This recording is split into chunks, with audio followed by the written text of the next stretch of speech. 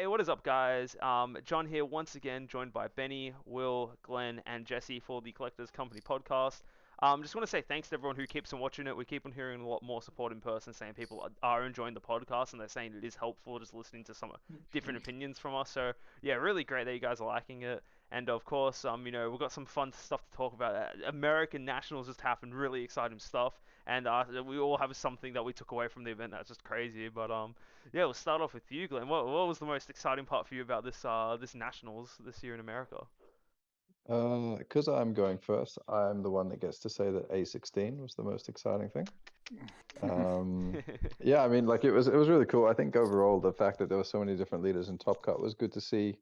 But yeah, obviously the most surprising thing, I guess, for the majority of the people watching was the fact that Android 16 had such a strong showing, and Jared Lopez, I think the guy was the Yep. the guy playing it. He was awesome. Like he really knew his deck, knew his matchups, and just showed out. Like it was awesome to see. So I really enjoyed watching his games. I also realized that if I play Cell Surge into that matchup, I just hard lose. So uh, hopefully I don't see too That's what it many of is. those. But yeah, like it was really enjoyable. The final match was actually excellent That was, yeah. between I was gonna say between the two. Yeah. I was gonna say normally a lot of the finals are blowouts, but this is like a really like this is honestly like anyone could have won the final. It didn't feel like it was like Andrew Duval's gonna win or like Jared is gonna win. It felt like it was fairly close. And yeah, I think the Android 16 hype as well was awesome because like the deck's like not really being played, and it was probably the most unique deck that made Top Cut. Oh, to be fair, there was a lot of decks in Top Cut, right? But this is also like, if you look at previous metas, it's just like never been like, one or two like people are playing 16. But it's like Jared kind of killed it with 16. Disclaimer for everyone who's just bandwagoning on 16 is actually a fairly hard deck to play. It's one of the decks I've played historically, and it was one of the decks I was actually had my eye on to play for nationals. So it was like really nice to see to get some more insight behind that deck. But it's not a deck I'd recommend everyone just being like, alright, we're buying all the cards for it and just playing it tomorrow playing it for Nats. You actually have to like sit there and learn the deck because you can actually just throw the game instantly if you just missequence something. But that was definitely a really big takeaway. I think that was really cool seeing that deck in action. Yeah, and you're right, Glenn. Good. Stealing that answer. What about you? What were you hyped for? I mean, as you say, the diversity always good to see. As I say, my favorite deck, Golden Freezer, made a top 16 showing, so I'm obviously happy about that. But it's honestly just seeing a return to paper events, getting everything back into the swing of things, and as far as I understand, it all went pretty well. Like I haven't heard any complaints on any of the Facebook groups about like anything going wrong on the organizational side or anything like that. So seeing that come back has been very encouraging. And whilst I would have loved for Australia to be in that position Yeah, as well, there's always the next sort of season for that. yeah, for sure. No one's saying it will be worth their while at this nationals, which is always good to Mm. hear. What about you, Benny? What was your big takeaway? What was your most exciting thing for Nats besides Yeah, Android 16? pretty much you guys have summed it up as well. Like honestly, I think the meta is really diverse. So it's really healthy. I think we had like 10 leaders that were yeah, 10 leaders in top cut, like different leaders. That's Yes, yes. pretty insane. And another thing is, yeah, obviously Higher Dragon one, so I'm pretty happy with Yeah. that. And it was actually quite similar to the build which I played at locals last week. But so this was way before NA Nats already. So Yeah. I mean, it's good to know that I was on the right track. I don't really build decks, you know. I just put all the yellow good stuff together, and you know, it turns out actually that all the decks are actually quite similar. So yeah, I was definitely Yeah. on the right track. So, and yeah, I mean, Andrew Duval one, you know, it was also one of our picks, you know, for Yeah. last week. You know, it was our honorable mention. So yeah, definitely happy that he won as well. And all the players, like, all the stream games are actually really pretty good as well. So I Yeah. learned a lot from all the games. Yeah. Like there was, I think there was plenty to watching from sideboarding as well. Like a lot of people, you can tell. Like for example, Andrew Duval's sideboard. Literally, he even said it in an interview after he won. 10 cards in his sideboard was specifically for the Cell Surge matchup. He just did not get his hand destroyed. So it's like interesting to see that like we were talking about last week as well. Like, oh yeah, you have to learn what to sideboard for. Don't like sideboard for a matchup you're probably gonna win already. Sideboard for like certain matchups, right? Andrew Deville took that message to heart. He's like, all right, we only sideboard for Cell Surge this event, and we're just not losing that matchup for sure. So that was pretty The interesting as thing is well. that that sideboard actually ended up coming in clutch against Jared specifically because if you look Yeah, at game three, I'm pretty sure he had like resolved three Deborahs onto the board yeah, something crazy against like that. Jared, Yeah. and Yeah, at least two or three of the Gohans, I think, as well that come Yeah. into play and draw. Yep. yeah, So yeah, like his side that was for Cell Surge ended up being like huge in that yeah, kind of huge. grindy A16 Yeah. matchup too. Yeah, that's Yeah, you go, Will, you go. I was just saying, interestingly though, maybe they just didn't come up on camera, but I don't believe I saw any draw rapes from him in that match either. So, sort Yeah. of interesting to see a player come on. I haven't actually seen the list. So I don't know if they're in there and they Yeah, just he weren't has drawn or four. that's about it. So his Four sideboard draw. for, Yeah. if I remember correctly, it was 4 draw apes. 3 of the 1-drop Gohan for the yellow leader has the effect like the Bora, where when it's discarded by an opponent's skill, you can play it. The difference between being the two of them is that the Gohan is free, but it only draws 1 card, whereas the Bora you're paying 1 to draw 2. And then I think he had 2 Koitsukai, and then I want to say 3 of the Vegeta Unison. I believe that was his sideboard or something like that. That's just off the top of my head after looking at it before. Yeah, Yeah. it is. Yeah, it's just those Yeah. 5 cards. Yeah. Very simple. Yeah, one Yeah. thing I was genuinely surprised about, the lack of set 15 cards in top 16. Yes, he had 4 of Turles and the Goku, but other than that, I feel like there was so many cards that just were not used that should have been played in the top card. Obviously, like for red, for example, and black, like those 2 colors didn't really get generic support. But I think for like blue, like I was surprised, like Jared and like for example, right? He wasn't playing any of the new Kaba and Hit stuff. I can see why like you wouldn't play Hit in his 16 deck because you want to ramp into the brew. But Kaba seems like if he had a Kaba in his sideboard, maybe he would have had a better time answering the I'm having a Lord mental Slug blanket. and Lord Booty. Slug, King Slug according to Will, and Yeah. Oh, Poutine. King Slug. King King Slug. Yeah, Slug. King Slug. So, King yeah, Slug I and don't know. I feel like Poutine. Yeah. yeah, I feel like there was just some tech options that weren't really explored enough for Well, from the new set. I just personally think. What do you guys think about that? I did Yeah, see. Oh, sorry, Benny, go ahead. No, I was gonna say, I mean, I did watch his deck profile, so he did mention 2 specific cards that he would consider siding in after versing Andrew Duvall, Mhm. which was Close Quarters and also And yeah, yeah, and the Kaba. Yeah. Zenith. I watched that profile as well. Yeah, so if you've watched his deck profile, like what we said last week, what Glenn said as well, I remember, like, if you're gonna net deck someone, watch their deck profile, learn what has worked for them and what doesn't, and then Yeah. Yeah. you can side in those new cards and try it out yourself now. And out of the yellow decks, I did see a few copies of Forbidden Power floating around. Yeah. I know Kentasi was playing one in his Golden Frieza main over one of the Vegeta Final Flashes. I know who was playing Sin in the top 16. I know the top 16 Sin deck had one or two, and we did discuss. Eon I Hill. think, I I think. think on them. Yeah. Yeah. And last week we did discuss that our Forbidden Power combined with Sin's abundance of blockers is a very strong combination there. So it seems that, again, this was an idea that some of the other teams in the US had as well. And I'm pretty sure I saw at least one or two of the Gohan decks running around with that card. Jury's still out for me on that one, so I'll be interested to see sort of how they got use out of it and how it played for them. Yeah, I think like for that card specifically, like as you were saying, it works really well off blockers. Like, oh, okay, you're not fully stopping the attack with the counter skill, but if you just combine it with the blocker, it's kind of like it is kind of like negating the attack to an extent. Exactly. So that's much like that's why it's Dormant. pretty good. But yeah, I don't know. I don't know. I feel like there could have been a couple more tech options explored. Like for example, the King Cold deck didn't like really touch anything from the latest set, and I think there isn't like a crazy amount of cards that you could add into King Cold from the new set. The big one coming to my mind is the common Grade 8 Vegeta, the one that you can pay 2 energy if you have a field in play. Fun fact: King Cold starts with the field, and then it has blocker, and every time it attacks, it's like some master they have to rip a card out of the hand. I feel like cards like that could have been explored a little bit more. But that's just my opinion. I could be completely wrong. Maybe this new set's trash. I don't know. But it's just kind of like the vibes I was getting. It just felt like there could have been like more things, because even like let's just say now the card isn't crazy or whatever, a big thing for these events is just throwing people off. Like if your opponent sees a card they haven't seen before, they're like, wait a minute, I need to read, what is this? Android 16, Yeah, Android 16. Yeah, I think the whole world knows what that deck does now. Funnily enough. I will say with the King Cold example specifically, I think the problem there is one, King Cold is already like a very tight, very tuned list, sort of like Cell Surge, so it's very hard to find space for the new tech. And considering that it's very similar to Zamasu, which is a fantastic card, but your answers for Zamasu are going to answer this, your play patterns for Zamasu are going to play this, and this is a worse card than Zamasu once it's on the field. Sure, it's a bit easy to bring out. Yeah. Means that surprise factor I don't think really comes into play here in the same way it might with the Kaba out of blue that you've been mentioning, for example. Yeah. That was just an example. Actually, Yeah. Speaking of cards that actually did get played, how many Pan SCRs were in the top card? Does anyone know? It was like 16 or 15, something like that. Something crazy. Probably Probably every deck except the 2 blue decks, right? Yeah, I believe That's- so. I mean, sorry, not 2 blue decks. I think it was like 2 Soul Strikers. I think a 21 and a 16. So is that right? And there was a Soul Striker, so there were 3 Yeah. blue decks. Oh, there was 2 Soul Strikers, right? There's 2 Was Soul there two? Strikers. There was Oh, 2 no, it Soul. was SS3 reboot. SS3 reboot. Sorry. Was yeah. there SS3 Alright. reboot? I'm pretty sure there wasn't. I thought it was 2 Soul Strikers. Oh, is it? Oh, yeah, no, my bad. Yeah, Soul Striker reboot. The my 4 bad. blue decks were the 16, the 21, and the 2 Soul Strikers. Yeah.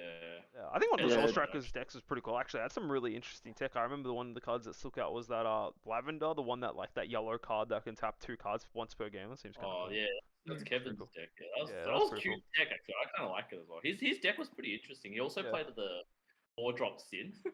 Yeah, he did. Yeah, the black sin. Yeah, The black Sin, yeah. That was Oh, kinda- yeah. kinda- the one kinda where it's cool, like you can spirit boost one, untap, mill a card, yada yada yada. It's like it has like Yeah. 5 or 6 keyword skills. Not 5, 4 or 5. Sorry, it's crazy. Barrier, deflect, Barrier, blocker. double strike, deflect, blocker, yeah. Spirit boost. it can do Spirit that boost, as my well. Wow. favorite keyword. My favorite keyword. You know. It's a keyword skill. It is Yeah, technically. I'll just say quickly, it might be a bit late in the US, but Yeah. to the Aussie guys, definitely pick up your pans as soon as you can, because the hit rate for us was only like 1 in 6 cases. Like, I don't, it's hard to pull, and us few guys are selling it for, around the 300, 250 mark on the Facebook group. spy. So like, I think you should pick it up definitely if you want that card. So Yeah. bit of a market watch. Yeah. Pan, pick it up now. Yeah, I actually want to go back into that pan point actually. So I was surprised at how playable it was. After first reading it, my initial impression was, is this card as good as Kai? And I was like, it's okay. And then I started testing the card in decks. Like, wait a minute, this shit feels pretty good. You're telling me I could play this card for free on turn 2? Not bad, not bad. And then it's like the more I played this pan card, the more I could appreciate the value. So I can understand why all these players were playing it in the top cut. But is it ever, you just think for a second, it's like, alright, pan stops a turn, and also on top of that, stills like any battle card. But Kai can like wipe an entire board still, including unisons, which is still like one of the rarest things in this game, having a form of unison removal. Do you think people are gonna see all these guys playing pan in the US and be like, alright, friendship with Kai's over, Pan's my new best friend this weekend, you know, like that meme, like literally. What do you guys think about that? Start with you, Will. I think it's possible. I mean, I think part of the factor here is as well. Kai is an expensive card. Pan's an expensive card. Card acquisition is a thing, especially we're on a webcam event. Those events, fairly or not, are looked at with a little bit less prestige. People might be wanting to put in a little bit less effort, because even if Pan's a bit better, is it that much better than Kai that you're willing to drop that, 250, 350 on the card if you don't already have it? It's a question for some players. Yeah. As for overall, I think it does a lot of good things, but yeah, it's just how important do you think that unison interaction is? That said, as we've seen time and time again, 0 mana is a lot less than 1 mana. Yeah. Like, just put it in plain English, so... Yeah, that is very true. What do you think about that, Benny? Do you reckon you're pan players or Kai players? Oh, honestly, I'm 50-50 on both of them. They both have their merits, and they're both really good as well. So depending on the matchup, so I'll just bring up a deck, for example. If you're playing a higher dragon, I think you actually, just say you're versing Android 16, I think you prefer to have the Kai over the pan. So they are situational, and like, I think it's based on scenarios. Like, Yeah. sometimes you would think, man, if only I had a Kai The here, other one, for example, yeah. One of the other. Just say, for example, if you're playing the mirror, you probably want a pan, you know what I mean? Yeah. I think Pan is better than Mirror. I think that's why most of the people played Pan in the high dragon decks. This is just an example, but Oh, honestly, true, you I can think still the card their pan. True. He double still. I do The think highest. it's 50-50, but Pan going forward, if there is some sort of aggro deck that becomes really relevant, obviously Pan will be the mandatory SCR because, Yeah. like you said, it's free. It's Why free, not? yeah. Will is right on the money, it is free. What do you reckon, Glenn? Do you reckon there's like pan significantly better, or what do you reckon? I was looking at, in general, for example, I was surprised because, like, I'm pretty sure Jordan Marco was running it in He his was Cell playing Surge it. He deck. was playing it. It Yeah. was, yeah. Yeah, and like obviously, Cell Surge has a couple of decent options, but the fact that you can get that sort of Nimbus effect for free kind of gives you potentially more stall. However, one of the things that I think Cell Surge typically struggles against is these decks that kind of build a really wide board really quickly. Specifically that like Android 16 matchup. At some points, Jared had so many cards on the field. Like it was just ridiculous how many sort of bodies he had developed, and there's not really a good way for Cell Surge to kind of deal with all that stuff. So I think in those situations, once you're into those sort of turn 4s, turn 5s, Kai would have more value. Because for potentially 2 energy, for you to be able to swing that much tempo back in your favor is like potentially huge. But across the earlier turns, I mean, it's gated already anyway, but across the first few turns, it's not going to do much. It's just going to be dead in your hand, and it might feel bad to potentially have it just sitting there staring at you. Yeah, and I think, just in those clutch situations, that the Nimbus effect is probably too important. For free. For free, of course, for free. Yeah, that's the big thing. 50-50, I think. Like, so I think we're all in agreement that Kai's effect is definitely better, but it's free real estate if you use Pan. The fact that it's free just makes it so much easier to play the earlier turns. I think that's kind of like the vibe we're all getting from that. And we agree. Yeah, and also we talked a lot about the 16 deck. We can go in a bit more detail about it. So obviously 16 took the world by storm yesterday. The cards skyrocketed in price. Every 16 stand, myself included, came out of their basements and started being like, "Hey, this deck exists," Like, so we're all chilling, So what do you guys? There are thousands of us. Robots gang, rise up! But yeah, so what are your guys' big takeaway from the deck? Because I think that's the deck that really shook the world. I'll just quickly get my opinion out there. I briefly talked about before. I think the deck is good. I think it's a solid option for sure. My thing about the deck, specifically, is that one, it's very hard to play because it's the only deck that does what it does. I feel like a lot of people will miss sequence if they just see this deck and just start playing it and want to take it to a big event like straight away. That's just like personal opinion, just seeing like this happen in the past. I'm not looking at anyone in particular, but I'm just saying how I think. But like I think players that have already learnt how to play the deck in the past and already have an understanding of how the deck functions, I think they'll be pretty happy that they kind of got enabled to another option. But I do feel like a lot of players are gonna get baited into playing this deck and just shit the bed. That's just my honest opinion. What do you guys reckon? Start off with anyone. You guys can pick. I always nominate someone. Someone can nominate. Someone take the stage. I nominate Will first. But so just before we start, so also like just so if you guys could talk about like why do you think this deck was able to fly under the radar so easily? Like, nobody saw it coming. Just like what? Yeah, is it literally just a case of the pilot playing perfectly, or is Yeah, I can answer this. I feel like I'm probably I know I'm talking a lot, but I feel like I'm literally like the only one I've known that actually has played this deck. That's why I'm talking a lot. So the reason why this deck has not been played is because there's literally no reason to play blue green over blue yellow until the blue yellow nerfs, right? Like blue yellow had Zamasu hitting unisons, specifically Boo Unison, for example, which is like one of the main win conditions of the Android 16 deck. And on top of that as well, you have access to Bojack, so you literally get more arrival energy per turn. And the thing about it as well is that the biggest thing for 16.2 is that it does, funnily enough, like even though like the hand thing was kind of deceptively good, it's like in a meta that is ruled by Zamasu, the main thing of the deck, which is the Boo Unison, is like you can't play the deck straight up. Like Zamasu not only stops the ramp ability if they're going first, it also stops it stops you playing your best card in the deck, the card that actually enables you to draw on the backside.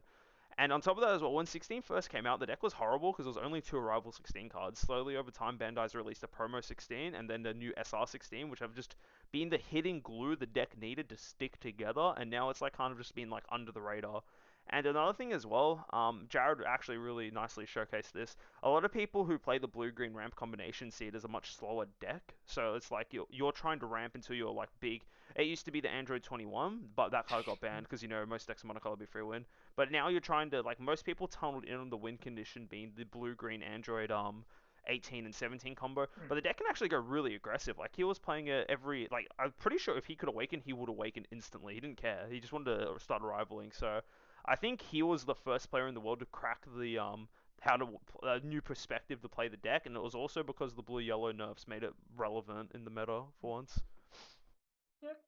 Oh, definitely. Like, based on those that haven't watched his deck profile, like, literally he says, yeah, you want to awaken as soon as possible because, like, the being able to combo 10 on both players' turn is actually insane, you know. Like, and obviously the new card that they got, Disengaged, which is the newest SR that they have, like that card is cracked, honestly. Like it's actually got some really funny interactions as well. Like, you know, when your opponent swings, you block, and then you activate battle, pop it, they lose a marker. Just like one of the funniest interactions that I learned as well is like, actually, if your opponent's going for game with the unison, double strike it. Oh, I'm safe here, you know. They just and then they block and then do this shenanigan. You're just like, oh, I lose a marker, down tick, lose your double strike. See you later. And then like honestly, there's a lot of unique interactions. Like, I mean, I haven't played the deck, but I did think about playing the deck, you know. But yeah, like.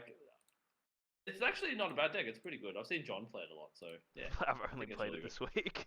It's legit all I've played. Oh, and I've also looked at the VODs, so they're pretty much like I've been reviewing how 16 plays. So yeah, it's really nice watching Jared play. He played really insane. It was a piece of artwork. Yeah, it was pretty. He was pretty good at the game. What did you say, Sarah? Oh, I just said absolutely. Yeah. Going on another thing that I really like about the deck, so I think Bad Omen's really good. Like having an alternate win con. Like I was telling John this the other day as well. Like legit having Bad Omen like anywhere in your hand, in your life, like opponent's already on one less life, you know. Like so, and most of them awaken down to 4 themselves anyways. So what they're playing with like 3 life essentially. All you need to do is 3 damage, you secured the game, you know, pretty much. So honestly, like having that alternate win con with the burn. It is actually really, really insane. Bad Omen, whenever it's found a home, has been a fantastic card. It hasn't had a home until now. Now it does. It's just going to win you games.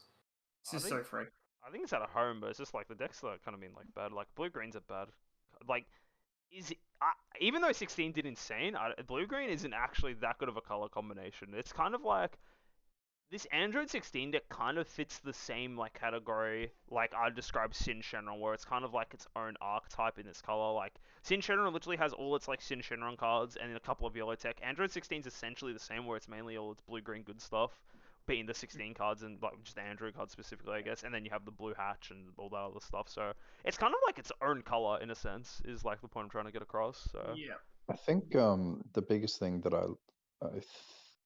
well, the biggest thing I realized with the Android 16 deck is like every single game he would ramp turn 2, like without fail, he would hit his ramp, and that meant he had turn 3 unison live. Yeah.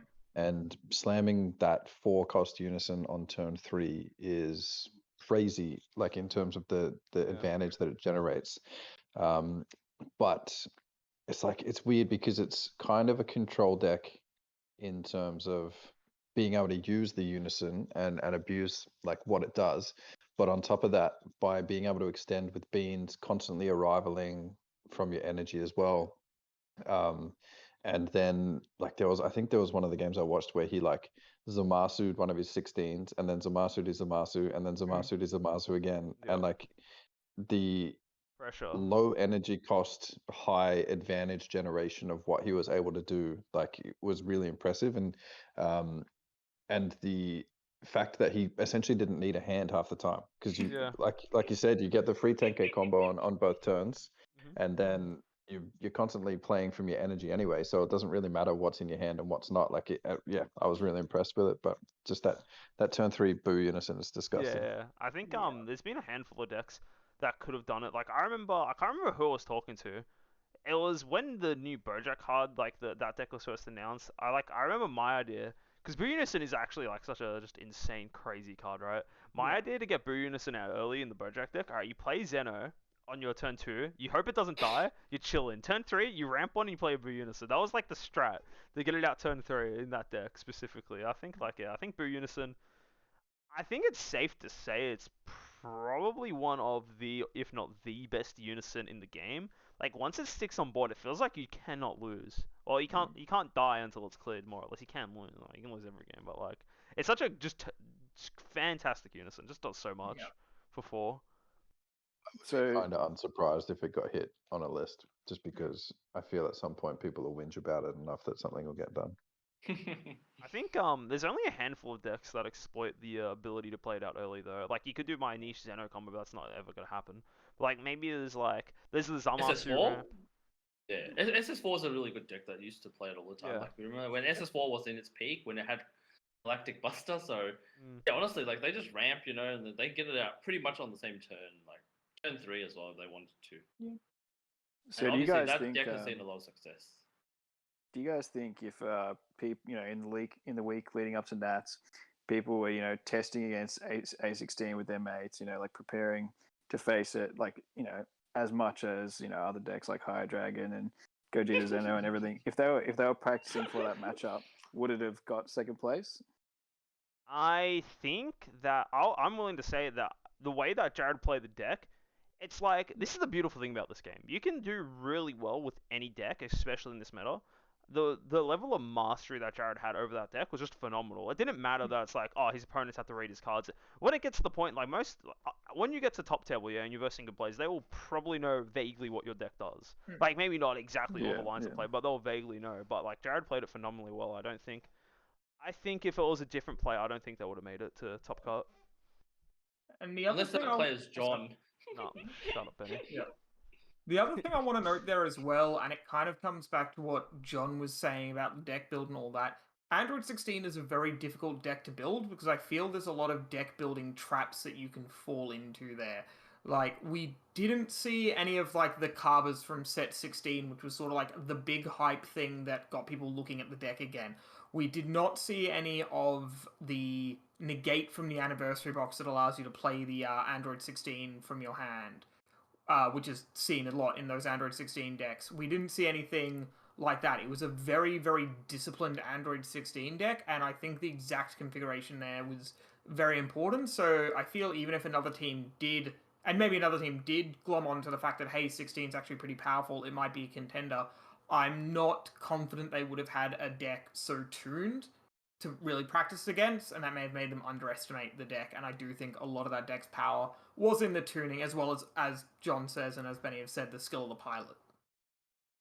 Yeah, I think you actually raised a really fantastic point because it's honestly one of those decks that kind of builds itself. You kind of see it as like, all right, you want to put all your 16s in there, and then you kind of just call. Then you like, all right, I'm playing blue, so put Hatch in there too. Oh, blue Bean, all right, D Magic negate. Like the deck actually really does build itself. There's not that much like flexible spots unless you want to go over 50 cards. Where even then, I think because of how the deck is, and you do really, really need to see that ramp, you kind of want to just chill on 52 cards. I think is like max. But yeah, and yeah, as Will said, there's so many cards you can play, but it's just like you can just ruin your deck if you add just too many random cards. And I think again Jared did make an amazing deck. Yeah. To answer your, oh sorry, what? I was just going to say the last point on that is as well, the other sort of weakness of that deck is it doesn't draw on its backside, and its front side is contingent on you playing a critical mass of androids you can discard, because of course the way it draws is when it attacks, you discard a blue or a green android, you draw 2 cards. So if you are putting in a lot of those sort of off techs, like the negate, like extra negates or whatever have you, you're going to be diluting your android count, which will lead to hands where you don't get to draw in those first couple of turns, and that's just going to cripple you. Yeah, I think sort of specifically to Jesse's question as well, if people had tested or expected there to be a sort of strong showing from Android 16, I think it would have not necessarily impacted Jared too much as any other players that were playing it, but people would have understood a little bit more what to expect. Like I think there was in the last Swiss round, sorry, there was a game between Marquise and Jared, I believe, was the last round of Swiss. That was it, yeah. And I think in the first game, Marquise ended up spending a bunch of cards out of his hand protecting his slug that was on the board when Jared was swinging into it, and that just put him further and further behind because he wasn't specifically looking to be drawing from other effects anyway. And so the fact that Marquise just kept spending cards defending that slug, and then like eventually just let it go, he would have just in the second game, like the first swing that went into that slug, he was like, all right, cool, it can die, and he had to change his strategy up straight away. But if you practiced in that A16 matchup, you probably understand that a bit better, and you make better decisions in that sort of small moments in the early turns. Yeah, absolutely. Yeah, so basically, general consensus is that don't bandwagon A16, everyone. You might have a bad time on the weekend. But... Hey, Benny, you writing down notes? Or... Yep. Time to write down my notes. All right, so I just just want to say a couple of things. First of all, just want to wish luck to wish everyone good luck to all the Aussies competing this weekend. Of course, I'm going to be supporting you guys, but there's like a lot of I've got a lot of good customers all around Australia that I'll be happy like if they do well, but of course you guys come first, so Too but kind. yeah, wish the best of luck to everyone playing, and of course congrats to Andrew Duval for winning U.S Nats. So I just want on the topic of Andrew, just for some of the new players that might tune into this, like what makes Higher Dragon mechanically so good? Like why, it had the most representation in the top 16. Like what is it about Higher Dragon? Obviously, it wasn't really any of the blue yellow stuff that was pushing it over the edge. Like what makes it so good? Well, Benny? yellow. Yeah. I think Benny's best to answer this question since Yeah, he Benny, has you won go with for it. this deck and he also plays it a lot already.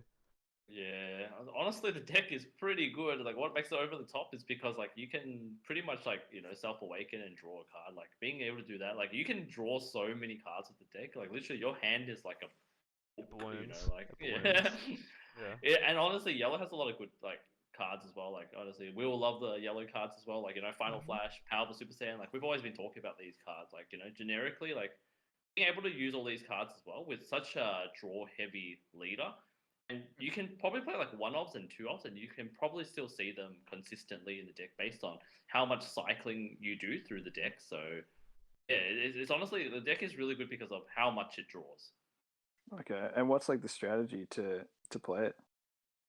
Or honestly, the strategy kind of changes. You have to really know your matchups as well. So, I mean, anyone can pick up a higher dragon deck and probably perform like somewhat decent with it. But like when you're playing with the high level events, like just say you're playing the finals against like a mirror match or something like that, like you really have the player who shows understanding of the deck, like will probably win. I think Cool. Yeah, I think another thing about it as well is that historically speaking, yellow has been the most disruptive color in the game. Even though it doesn't seem like much, but switching a card to rest mode, forcing you just burning like turns your opponent has, and you again, as Benny was saying, the deck draws a lot of cards. You eventually like. It's not a deck that does anything particularly over the top. It's just a deck that can just grind you really well. I think the only the new kind of thing it can do is with the combination of cards such as the new counterplay Goku that taps something, as well as existing Poutine can set cards up for the new tells that come out, and just you have really great board clear, which yellow hasn't really had before. So as like a mono yellow, that's actually like a viable option now, which is quite nice. Yeah, I think it like in a way it kind of reminds me of the promo Yellow Broly leader, which is like was just attack, draw a card, and take up to 1 life, because you have the flexibility of awakening if you need to, or if you don't want to, you don't have to. But I realistically feel like you could print that skill on just about any colored leader, and that leader would probably end up becoming one of the better leaders for that respective color in a lot of cases. And probably my argument for why Higher Dragon's so good is because it doesn't need like its engine is literally 4 vanilla cards. Yeah. Like you run 4 vanilla cards for it, and then you run 46 of the best yellow cards you can squish into a deck, and then you're good to go.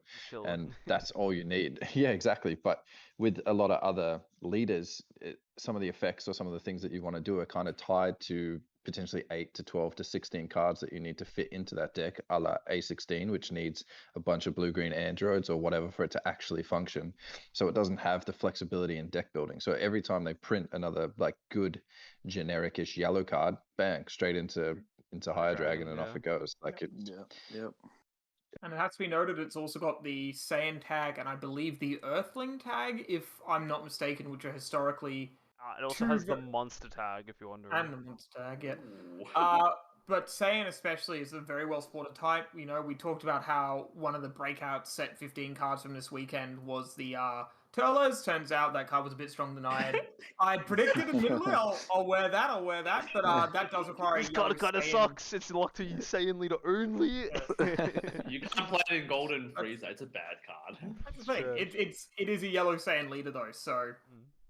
That would have been different if Higher Dragon was, as I say, anything else. So yeah. So did Andrew Duval, did he use any? I had a quick look at his list, but nothing really stood out to me too unusual. But did he anything new text that you guys didn't expect that would have helped him get over the line? Again, the only thing that was like unique from Andrew Duval's list is his sideboard was just actually just like, yeah, look, I'm not dealing with Cell Surge. Like it's just so actually just anti-hand destruction, which is quite interesting. It's really funny when you think about it actually, because we're just raving on it's like this deck just draws so many cards, but Andrew Duval's like sitting is like, wait a minute, what if I draw just more cards? You know? So I think that's pretty funny.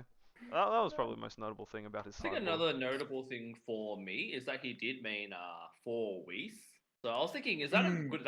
He must have been expecting a lot of Soul Striker and Golden Freezer. So like, Yeah. I don't know anyone that mains 4 Whis because originally I was only playing 2 in my main list.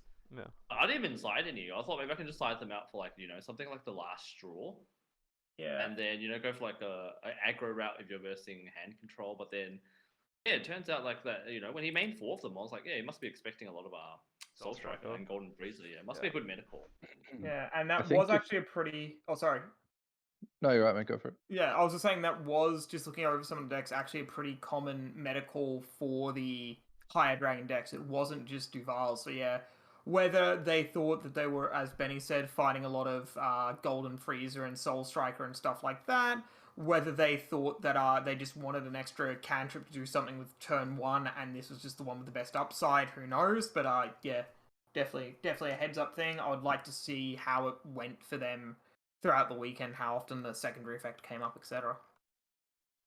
Yeah, I think that just points to the strength of the deck itself. Like if you can afford to have 60-70% of your sideboards like dedicated specifically to one sort of realistically probably a 50-50 matchup. Like Cell Surge into like I played it tonight. I played into Icarus a few times tonight, like doing a bit of testing, and I think I went 1-1 with Cell Surge against it. So yeah, like if you don't have to dedicate too many slots in your sideboard to different matchups, if you can kind of focus on one bad one and feel confident going into the rest, then it just shows how strong the deck is itself. Yeah, I was gonna say as well, like back on that point, it's like, even like, it just kind of tells that like the two biggest decks that majority of the players were worried about was Cell Surge and also Soul Striker. So that's probably again his sideboard's dedicated to Cell Surge and he had a mainboard tech, to do a Soul Striker. But again, like that just shows that like literally as Glenn was saying, if you have the freedom to put like counter deck cards depending on the meta in your main board, well, like that's pretty nice. It just gives you just so much more flexibility. Good. Yeah, so another thing I wanted to talk to you guys about, like we hyped up Red Broly a lot last week, and that didn't really have much representation at all in the top table. So did people was that just a sort of coincidence? People just saying, it's not the most reliable deck, I'm not going to play it, or did it just sort of get snuffed out early by the other decks that have a bad matchup into yellow, or how come we didn't see much Red Broly? Pretty bad into yellow. Like when I was playing with John, like we were talking about it last week as well. Like I played Higher Dragon, he played Red Broly. It just seemed like Red Broly it's pretty hard to beat Higher Dragon because especially with the new Steadfast Goku, so the blocker one. So literally you can like press one of their crit guys and block a crit guy, which it's already insane just by itself. Yeah. So I'm pretty sure Higher Dragon was the most represented deck in the whole room. I think right? Higher Dragon's the most popular deck right now. Yeah, I think what Benny said is right. Like, it's actually a fairly difficult matchup into Higher Dragon. I was thinking like, as was said before, Soul Striker and Soul Surge were two of the more popular decks. I think Red Broly has a pretty good matchup into both of those. Specifically Soul Striker. I think sometimes you can actually just win that matchup for free. But with Higher Dragon just kind of chilling there, just being so disruptive. Just like, limiting what Red Broly's aggressive options are, and you will just eventually outvalue them out every single phase of the game. You just kind of just get snuffed out by that. So I think that's part of the reason why Red Broly wasn't as good. Yep, fair enough. I think we're running low on time. Just one thing before we wrap it up. So obviously Aussie event is a webcam event. So I just wanted you guys just to say, maybe give some advice on like what to look out for in terms of cheating, like your opponent's cheating, like because there's huge prizes on the line. It's there's not much regulation when someone's in their bedroom with a webcam. like what would you guys say on what to look out for cheating? For me, like one thing that I would just, you sort of have to just be like arrogant with your opponent. Like, you know, if they're not showing their hand, you know, demand that they show their hand. You know, if they're doing something dodgy, you know, like demand they count, you know, they count this, or like you sort of have to just probably get a bit almost just like, yeah, bullish with your opponent on the making sure that you can like keep track of everything. What do you guys reckon? John? I think that's like, yeah, like I've talked about this before. Like I think like, yeah, cheating's just not a nice thing to do. You shouldn't do it. And it's kind of sad that everywhere else in the world is getting to play their real life, and that's where we're kind of just stuck in like doing webcam. That just is what it is.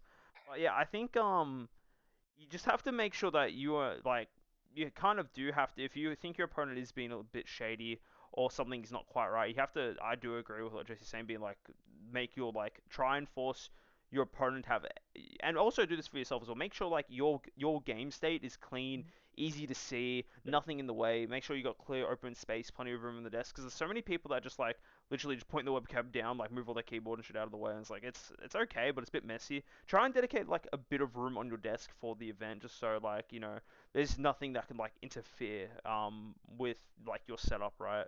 And try and kind of enforce that on your opponent as well. Kind of like, if something's not right, just be like, oh dude, can you like adjust your camera, can you do X, Y, whatever. So I think you need to just be don't be hesitant to call your opponent out if you think something is like not right, because as Jesse was saying, you're playing for like a very valuable prizing, so I think it is worth to be, you know, a bit, you know, like try and, you know, make your opponent get their shit together, kind of thing. Yeah. I think Any, paying attention when they're sideboarding, as difficult as that will be, because you'll probably be in the middle of doing your own sideboard, but like that's probably where the most like creative I guess deck editing might happen, because you know someone might have an extra 4 or 5 cards just off camera that they snatch in to chuck into their deck based on the matchup. So yeah, if something strikes you as a little bit odd, you can always get a judge and they can maybe do a deck check or something if they have to. But yeah, that's probably the biggest risk, is just people getting some extra stuff that isn't actually in their official sideboard. Yeah. yeah, just quickly, I'm not saying that, like, I actually think a lot of the Aussie players are, you know, everyone's great, like a great guy. Like, I don't actually think anyone, you know, that we know will cheat, but just like just in case, yeah. But no, a lot of, I didn't want to, not accusing anyone of being shady, just for the record. Yep. The two tips that I definitely have here are, one, be wary of any time you think your opponent might be leading you. Like if they're very insistent, like, oh, I'll just cut in the middle or whatever, maybe call them out and be like, no, do it in thirds, just because if they're doing some sleight of hand stuff, they want to make it look above board, but that's a very easy way to do that. The other thing is, even if your opponent makes and this goes for both webcam and in-person events, even if your opponent makes what seems like an innocent mistake, you know, they get the card of the effect of a card wrong in a way that benefits them, that sort of thing, call a judge anyway, just to get it on the record, because that way, if this is a pattern, if they're doing it throughout the event or throughout multiple events, it's going to get picked up. But if it's just them like making an honest mistake, they're just going to get a warning. It's just going to get resolved. And also, if it turns out they have been cheating or whatever, and there are some punishments that need to be resolved, it helps cover your ass in the event you need that. Yeah. So don't be scared to call judges. You're saying, yeah. Never be scared to call a judge. Yeah, I agree with that for sure. Yeah, pretty much you guys summed up everything. I think the main thing is like what John said, actually. Like, you know, like make sure you have a clean space and your opponent has a clean space. Like, honestly, if they don't have a clean space, it's really hard for you to actually see like their stuff as well, and that takes more time and it's more time consuming. And like, you know, 65 minutes is not enough for best of 3. Oh, unless you're like winning like 2-0 pretty quickly. Speedrun any percent nationals, you know. Yeah, I think like. Yeah, I think all the judges might have to like try to enforce, like, you know, like I see a lot of, I played in a lot of webcams. I've seen so many setups where literally you can only see like what John said, like you tilt the webcam down, you can't even see where their hands have gone, like their hands is nowhere to be seen. But like, I'm not accusing anyone of like whatever, but like, you know, I always try to have like the cleanest of setup. Like, yeah, you can probably see me like grabbing my like water bottle and stuff. Like, there's like literally nothing around me. Like, you know, I'm swimming in like the ocean. Swing there, yeah. But yeah, I'm just saying, like, some people that you can't see this setup. Like, if you do suspect anything, like what Will said as well, just call a judge and let them deal with it, because you don't want to be accusing anyone of, like, anything that they're not of. Yeah, so Yeah. Anything think to add, Glenn, or pretty much all been said? No, that's I think everyone's summed it up well. Yeah, I think even though this is like kind of like even though it is the national championship, just be a little bit more relaxed about it. It isn't going to be the same prestige as winning an in real life national, since though it is webcam. Like I can 100% say winning a national championship in like your bedroom or your study will not feel the same as winning it in like a venue. So like just maybe just be a bit more relaxed going into it for your mental. It's not. You might have a rough like whatever, or like if you're playing, might not be like best performance. But it's not the end of the world. Again, it isn't going to be the most prestigious event because it is webcam. But so try and enjoy yourself a bit more and just try, relieve some of the stress that you would normally have, like real life event. John's preparing himself to bomb out. Yeah, exactly. If I lose it, webcam bro, it's fine, it's fine. Yeah, 2021's a fake fine. nuts. Fake nuts. Talk to me when you want a real life nuts. Losers, catches. I tell you No, what though, no. if one of you Little guys wins, I'll definitely take that though. Yeah, No. if you win for sure. I'm just saying people are relaxed. I'm just a disclaimer for myself. Very, very true. It's a shame. Like a lot of guys shame. would be practicing a long time just to not, get the same hype around their win. But it's still going to be definitely, me personally, I'll have a lot of respect for anyone who wins. Like, Yeah. you could almost say webcam, makes it harder because a lot of people would be able to focus more in real life. You can see your opponent's board state like clearer. You can, might impact your decisions just like not having to stare at a screen. Like, even like blue light would sort of just like irritate your eyes after a while. Yeah. So, so there's a lot of things that could make a webcam event even more prestigious. But so no, again, just good luck to everyone participating. I can't wait for the weekend. It's gonna be a good time. Do we know? Is there any? Can I put one more note out there? So I was gonna say, for those that I moved my setup from, actually I used to play upstairs, just in case I disconnect, because it's a dead zone up there. Oh, no. So I moved my setup downstairs where I have the strongest internet connection. Like, if you disconnect, you will probably be given a game loss, just to let you know. There will be that strict, I reckon. So yeah. I'm setting up 2 cameras for redundancy. I'm not taking any chances. Yeah, so have a backup plan. So like, like if you can tell like your friends or family who's over, maybe don't download a movie or something, like, because it will lag you and you somehow disconnect, then it might be GG. So like, yeah, be prepared for that as well, because there are, and obviously Discord isn't the most stable as well when there are a huge influx of like, players playing, especially when there's like one channel with a lot of players coming in. Just everyone's chilling, yeah. Yeah, you will see a lot of lag. Your opponent's screen will become pixelated, and yours will as well. So, what do you guys think about that? Actually, if you could just hear a bunch of people joining a server, like you're late in the round, and there's they're all speccing your game, is it fair enough to tell people to sort of like leave or? Yeah, 100%. Yeah. It's a waste of time those. But so I actually mentioned to Gaza, but I'm not sure if there's any way where they can turn the people who's joining in the channel like limited to like maybe like 3. You can do that through Discord. You can. Okay, I think the number you want to limit to is 5, because let's just say now if it's a stream game, you have multiple people watching it as well. And then also if a judge needs to join in, I think the safest number is 5. Yeah, maybe 5 is like, still decent. You can have 3 people watching and they'll be fine. But then, I think the more people that join, the worse the camera quality gets. I can assure you that. Like, I've literally, in the final of the last one, we literally had Judge Ryan in both our games. So what the state was, like, when I was looking at my camera, like from my screen here, it's blurred. My opponent's is pixelated. But when my opponent's looking at mine's, I'm pixelated. But I can't see I'm pixelated, but he can't see he's pixelated, like, oh, I thought your camera's bad. And he's like, oh, I thought your camera's bad. I'm like, it's actually due to like, Discord has a lot of problems as well. So like, there's a lot of little minor things that you need to like, just look out for. Like, having a judge, they can literally boot everyone. Like, so literally, like, we booted everyone out. No one can join the channel except me, Peter, and Ryan was in there. That was it. Yep. So always call a judge. Yeah. There to help. A judge call is not an accusation. If you take anything away from this podcast, a judge call is not an accusation. Oh yeah. Just making sure the game is played to the highest standard, which is what you want from a nationals level event. Yeah. I think that's good for today, guys. Do we have anything else you want to talk about, or are we happy to call it here?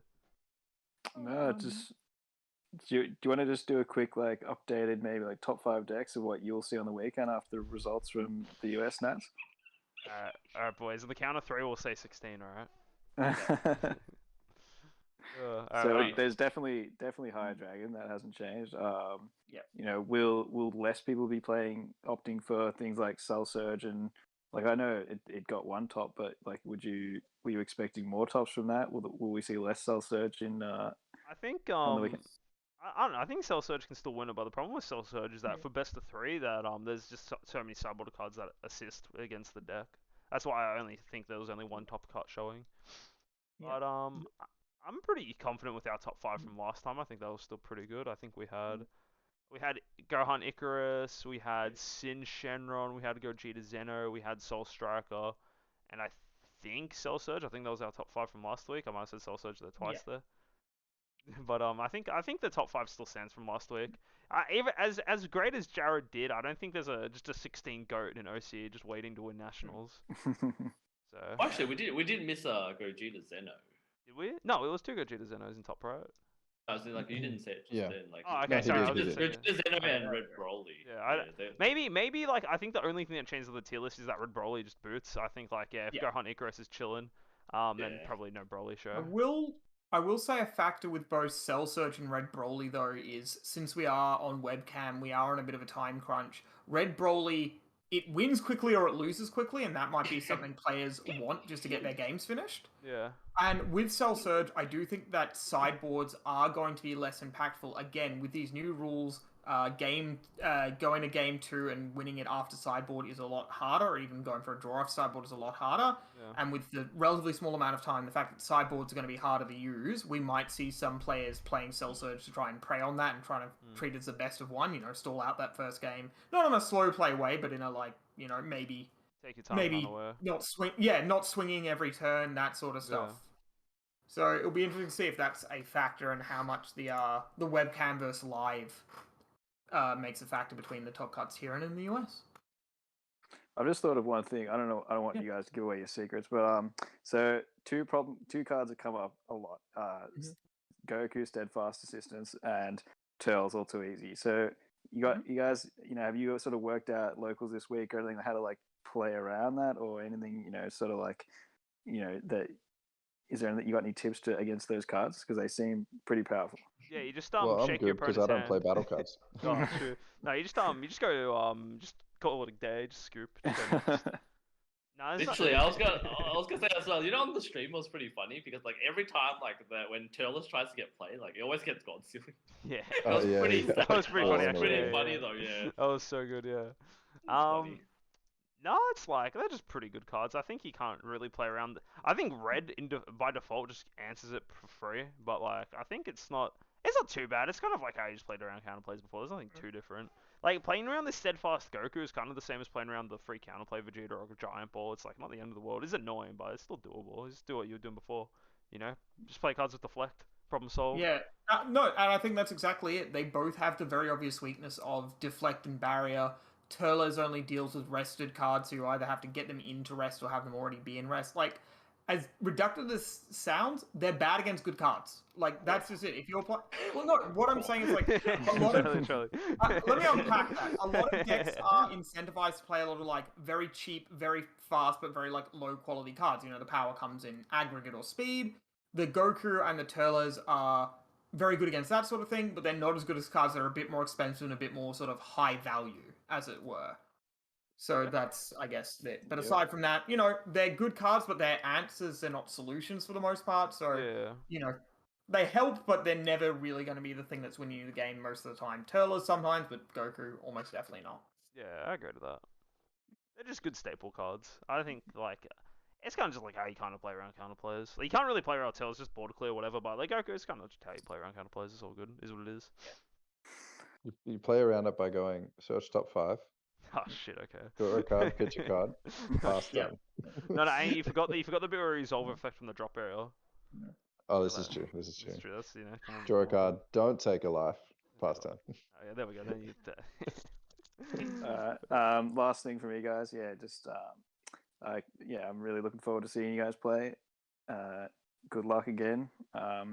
Collector Company Card Gaming Hype. Hopefully we can get some tops. Looking forward to Benny's victory speech this year. It's gonna be beautiful. Nah, I think Glenn's got it this time. You know, like. Yeah, I mean, honestly, like if Glenn, if Glenn gets to, so if you've been watching all these episodes, if Glenn gets to turn 3, he should win the game. He's chilling. Tonight, I tonight love in that 2 quote from Glenn. games. Tonight in 2 games, I had someone at 8 life still on like turn 4, and then I killed them from 8 life on turn 4. True. Oy! Oh, I love those True. games though. Oh yuck! Savage. That hurt my soul. I'm Just telling you. like that sentence made me want to throw up. That was disgusting. It's really gross. Funny. Alright, I think we're good to call it there. So yeah, if you guys sticked around for the entire time, thank you so much for listening. The quote of the week will be Glenn kills people from 8 life, just ends their career. Just, say that if you watch the whole thing. And yeah, of course, hopefully we all do really well at this week's Nationals. It should be a lot of fun regardless that it is webcam. It's always fun to get into the DBS grind. And until next week, guys, we'll give you the update with Benny's victory speech, and we'll see you all next time. Hope See you so. guys. Peace. Good luck, everyone. Good luck, good luck.